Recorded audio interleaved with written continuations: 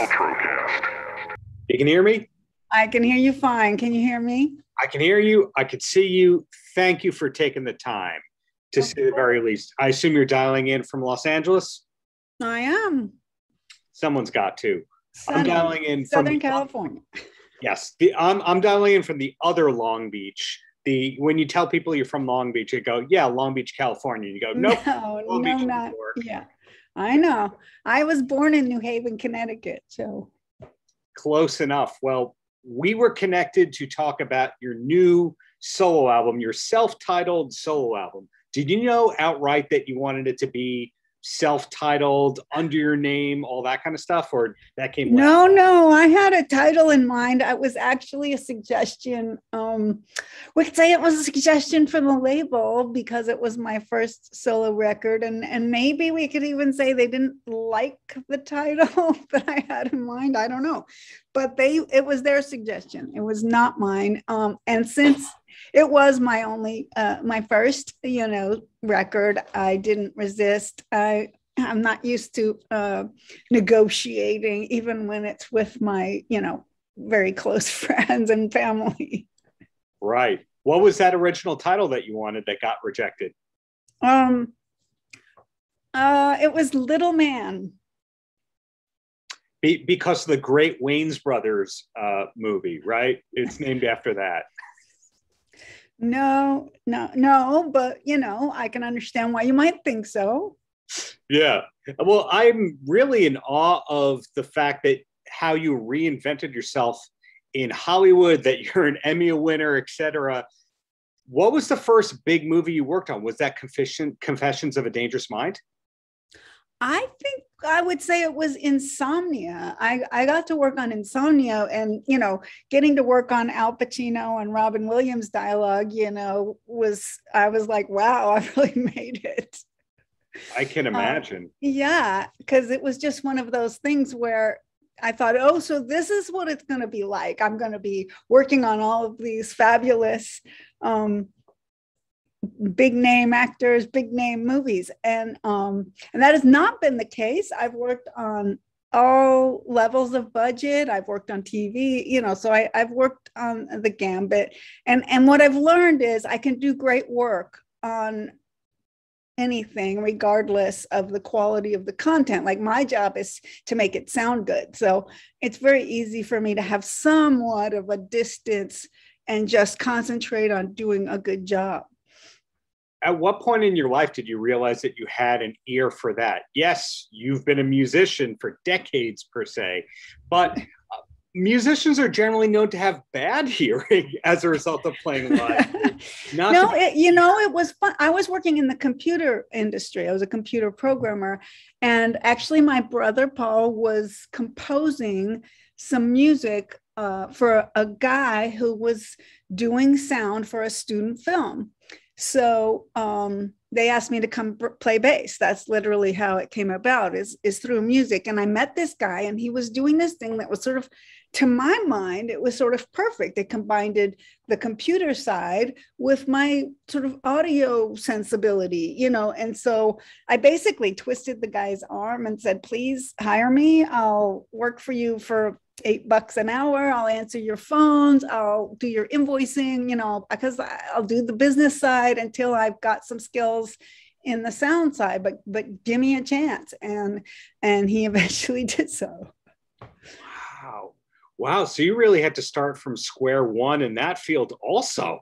Oh, completely. I literally was just answering phones, running errands, helping with the admin side. But it turned out actually that the guys, there were 3 guys and me in this tiny little company. Yeah. The guys preferred to do sound effects. They want to do explosions and cars and guns, and the dialogue side wasn't as appealing. So there was this niche that actually, to this day, I would say that the industry skews a little female in the dialogue arena and less so in the sound effects arena. But I didn't know. I have a tendency when an opening opens up, to just think, well, this is significant. There's this opening. I should step through, and my life has kind of worked that way the whole way. You're kindly entertaining questions about both facets of your professional life. Did you initially hide the fact that you were a musician at the beginning of your career? Well, yes. I mean, when I started out of college and in somewhat the corporate world, actually, my first job was at Yale University in the academic world too. Things were pretty, straight, if you will, compared to, I felt like a square peg in a round hole trying to fit into the professional environment. I had borrowed some dresses that were much too large for me, just to have some corporate dresses, and I was wearing nylons, and, it all felt very awkward. And so, of course, I was hiding that, but it was as much about my age at first, because if you're young, you don't know anything. And I knew that that's how they saw me. So I hid, I tried to hide my youth too by just really focusing on the skills and sort of trying to compensate for my awkward personality conflicts. But that was, after 11 years of working in the corporate world, what just felt wrong, and what felt, made me feel that I was absolutely looking to escape and find, the big difference, of course, is I'm working with creative people now. Yeah. They wear jeans and stuff. Mark Zuckerberg, a billionaire, wears a hoodie in every photo op. So nowadays you don't have to wear a suit to be successful in that world. It's amazing. I mean, I remember when my husband and I went to an early screening, and he comes from a more corporate, suit wearing background. And we went to this screening, and the director, stood up in front of him, and he was wearing, sweatpants and a t-shirt. And it's like, yeah, even the mucky mucks, quote unquote, in our world, the directors, who are really the ones calling the shots, are very much creative sorts, and therefore they don't concern themselves with things like how to dress. Yeah, that makes sense to me. So hey, back to your album, because we were connected to talk about the album. Did you know outright that you were making an album as opposed to just writing a couple songs and recording them on your own terms? I have been, I basically always have about 20 songs in the works in various stages of completion. And this is just what I do. I'm in my room and I make songs, and I work, I collaborate with others, and I polish them. And no, there was never any intention for any of it to be necessarily released out into the world. It was just me expressing myself and enjoying the process of making music, Yeah, when I look at the roster mates that you have there at Kitten Robot, do you know Frank Meyer and Eddie Spaghetti, or just know them name-wise? I know, I'm acquainted with them. I don't say I know them per se. Got it. Where I was going with that is, it's this label of people who they're not hobbyists, they're not careerists. It's kind of like the in-between ground, where this is like a side project album that they made per se, but it's fun, and it's going to find the thousands of people who absolutely should want to hear it. For you, is commercialism in any way connected to this album, or this is your release, this is the art, that's it? Well, a long, long time ago, there was that fork in the road, and I never wanted to be, a starving artist. I learned, I went through some very rough times financially when I was quite young, and I just couldn't, I couldn't envision that as a lifestyle. So I very early decided, even in school still, that the fact that I had that balance between music and my studies made sense to me. I took a year off after high school and just did music, and something was missing then too, so I kind of knew that at the very least I needed a plan B, if not an actual career. And what I found very much is that this way I got to do exactly the kind of music I want to do. And I recognize that doesn't mean people are going to necessarily like it. And that was part of why there was never really any urge to put it out. I didn't really want to hear all the people say they didn't like it necessarily, so play for the joy of playing. Wow, that's so refreshing to hear, that you were grounded from an early age where you kind of realized that there was a way to make a living around art, but not depend on the art to make you the living. So in other words, you could do creative adjacent stuff at the same time as do your own art and juggle a lot of projects at once. It sounds like you have it figured out. Well, I mean, don't get me wrong. When I'm working a lot of hours and stuff, it's frustrating to not get to do more music. One of the things that's also good about the work that I do is that I work from project to project. So there are breaks between at times where I can dig in a little extra. But it's tricky. This is part of why the virtual band, in a way, has been a style of mine for a long time, because I do most of my work at 6:30 in the morning. Nobody else wants to do that. I can't possibly do more at the end of a long day of sound editing. I'm not in a place to then be creative. I have to do that before work, and that's not necessarily the time that anybody else wants to do this stuff. So I send them the songs and they work on it at their convenience. Wow. Well, two quick questions and then you're free. The first one intrigues me about your profession. I find that whatever you do for a living, it starts off as like paradise and that's all you do. And then eventually you kind of burn out and you want to do everything except your living if you have like a fun-ish kind of profession compared to saying digging ditches. Like, for example, if you're a chef, you probably at first like, I'm going to cook all the time.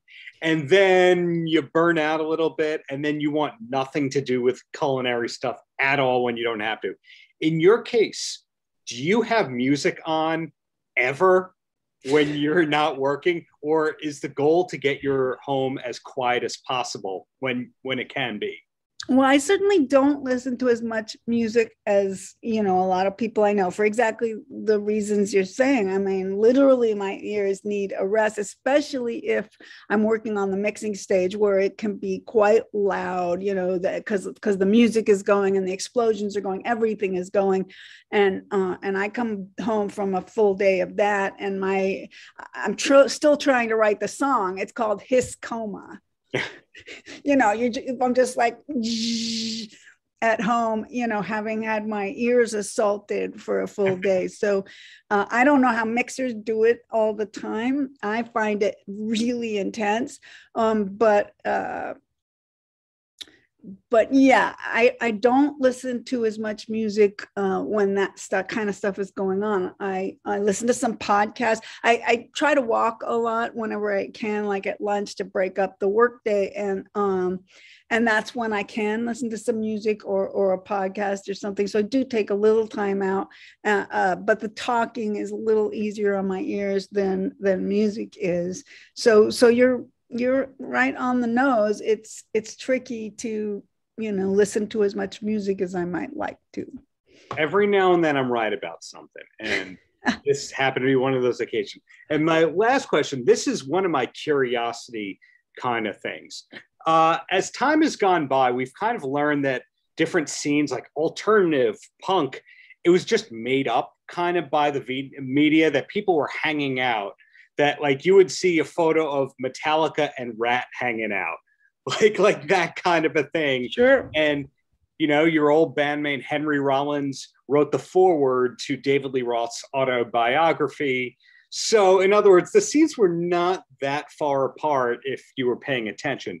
In your case, were you ever a Van Halen fan?